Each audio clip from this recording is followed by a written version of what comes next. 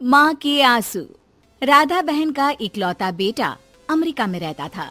एक दिन राधा बहन का किराएदार कहता है, अरे माँ जी अकेली बैठी रहती हैं, बेटे के पास क्यों नहीं चली जाती? अरे कैसे चली जाऊं, नई नई शादी हुई है, अभी तो थोड़ा बहू के साथ समय बिताएगा, तभी तो दोनों के बीच समझ बढ़ेगी ना। अरे कैसी बात कर रही हैं माँ जी, समझ बढ़ाने के लिए 5 साल काफी होते हैं। 5 साल की शादी को कोई नई शादी नहीं कहता। हाँ वो तो है, आया था पिछले साल उसका फोन, पूछ रहा था कैसी हो, पर अब तो काफी साल हो गए, कोई फोन भी नहीं आता। तभी फोन की बेल बजती है। लो 100 साल की उम्र है, आ गया मेरे मयंक का फोन। अच्छा कैसे पता कि ये फोन उसी का है? अरे कैसे पता नहीं चलेगा, माँ हूँ मैं। अरे रहने दो माँ जी, 1 साल से जिसका फोन नहीं आएगा वो अब क्या करेगा? होता भी वही है, फोन पर मयंक है। कैसी हो माँ? अरे बेटा तेरी आवाज सुन ली, अब तो मौत भी क्यों ना आ जाए, बहुत याद आती है बेटा। माँ मैं वो ऑफिस में था। अच्छा माँ वो रीना बोल रही थी कि तुम अकेली रहती हो इंडिया में, वो ठीक नहीं है। अब बुजुर्ग भी तो हो रही हो, अकेले पकाना खिलाना, वो चाह रही है कि अब तुम यहीं आ जाओ, हम लोग साथ रहते हैं ना। राधा बहन की आंख से पानी गिरने लगता है, वो कुछ नहीं बोल पाती। माँ हेलो, सुन रही हो ना माँ? हाँ बेटा तेरे साथ रहूंगी, सुबह शाम तुझे देखूंगी, और क्या जीवन में है तेरे पापा के जाने के बाद। तभी बीच में बेटा माँ को रोक देता है। हाँ हाँ ठीक है माँ, तो मैं आता हूँ अगले हफ्ते तुम्हें लेने के लिए। राधा बहन को तो मानो बुढ़ापे में किसी ने पंख दे दिए हो, उड़ी जा रही थी पूरे मोहल्ले में। अरे वो मयंक आ रहा है, अब तो अमेरिका जा रही हूँ मैं, वहीं रहूंगी। अच्छा है मौसी, आपका जीवन देखकर तो मुझे भी रोना आ जाता था। कोई बात नहीं मौसी, देर से ही सही सब अच्छा होने वाला है अब।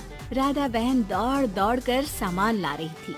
अरे इतना सामान तो 2 साल में भी कभी नहीं खरीदा जो 2 दिन में लिए जा रही हो मौसी। अरे बेटा आ रहा है ना अमेरिका से। अच्छा तो पकवान बनाने की तैयारी चल रही है?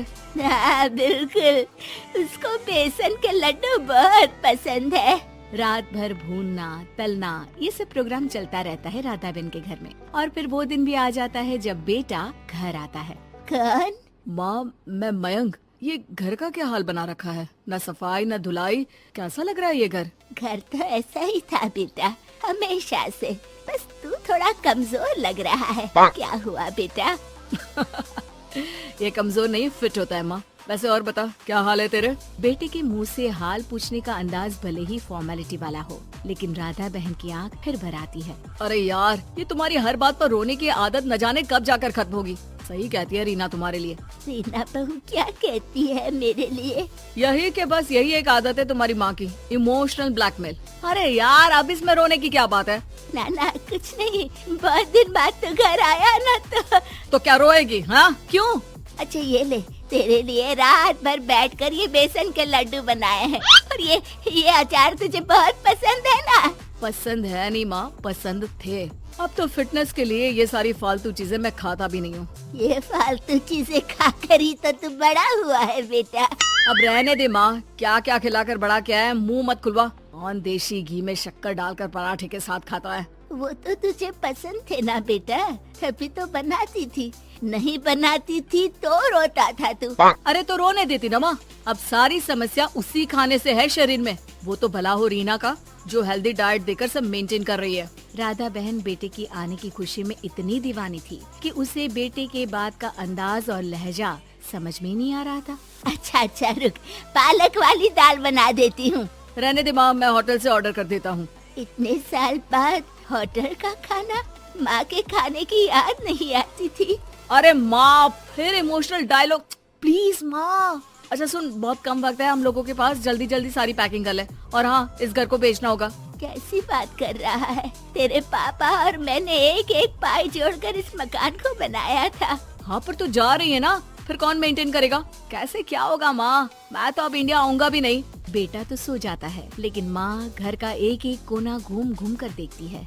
सही बात है, क्यों मोह माया जोड़ रही हूँ मैं इस घर से? आखिर बेटे के साथ रहना ही तो होता है हर माँ बाप को, लेकिन इनकी यादें हर एक कोने खैर औने पौने दामों में घर को बेच बेटा और माँ एयरपोर्ट के लिए रवाना हो जाते हैं। माँ यहीं बैठ, मैं अभी आया। नहीं नहीं बेटा, मैं साथ रहूंगी, पहली दफा आ रही हूँ ना। अरे माँ, टिकट, बोर्डिंग, सामान, चेक इन 10 काम है, करके आ रहा हूँ ना। ठीक है, जल्दी आ जाना, यहाँ घबराहट होती रहेगी। बेटा माँ को समझाकर चला जाता है। माँ बैठी रह जाती है लेकिन बेटा आता ही नहीं। एयरपोर्ट के लोग बताते हैं कि इस नाम का लड़का तो कब का अमेरिका की फ्लाइट लेकर उड़ चुका है। माँ किसी तरह अपने बीके हुए मकान में ही आ जाती है। मुझे कुछ दिन रहने दो, पता नहीं क्या हुआ, हो सकता है कोई मजबूरी हो बेटे की। नया मकान मालिक कहता है। अरे माँ जी, कमरा तो मैं आपको दे दूँ, पर भाड़े का क्या? पति की पेंशन भी है भैया। ठीक है, आप आराम से रहिए, लेकिन एक बात बताइए, आप किसी रिश्तेदार के घर क्यों नहीं चली जाती? अरे कैसी बात कर रहे हैं आप, मेरा बेटा कभी भी आ सकता है, अगर मैं उसे यहाँ नहीं मिली तो।